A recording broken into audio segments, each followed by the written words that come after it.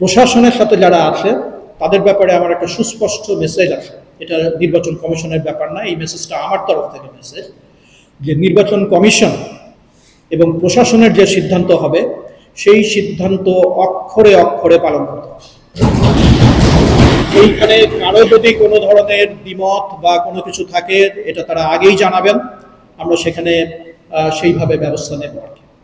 একটা খুব সুন্দর রাকসু নির্বাচন করার ব্যাপারে আমরা বদ্ধপরিকর এবং ইনশাআল্লাহ এই নির্বাচন হবে এবং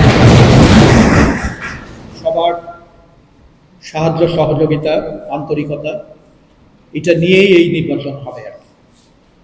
নির্বাচনের কতগুলো কন্ডিশন আছে একটা ভালো নির্বাচনে, সেই কন্ডিশনগুলো কিভাবে মিট করব, কিভাবে মিট করা যাবে এই ব্যাপার নিয়ে সিদ্ধান্ত নেবে নির্বাচন কমিশন।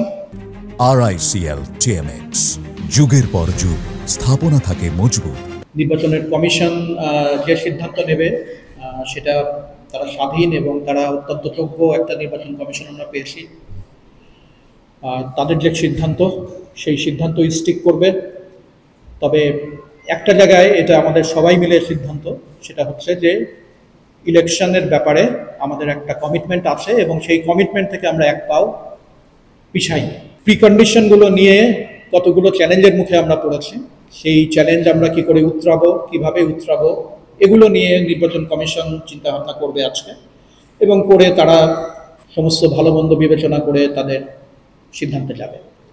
আমি আমার জায়গা থেকে একটা কথা পরিষ্কার করে বলতে চাই যে বিশ্ববিদ্যালয়ে এখন কি পরিস্থিতি বিরাজ করছে সেটা আমরা সবাই জানি এবং এটা যে খুব একটা আদর্শ পরিবেশ এই কথা বলা যাবে না। বিভিন্ন হঠকারিতা এবং বিভিন্ন ঘটনা যেগুলো ঘটেছে সেটা তো অবশ্যই পরিবেশের উপরে একটা প্রভাব ফেলেছে আর কি, এটা হলো বাস্তবতা।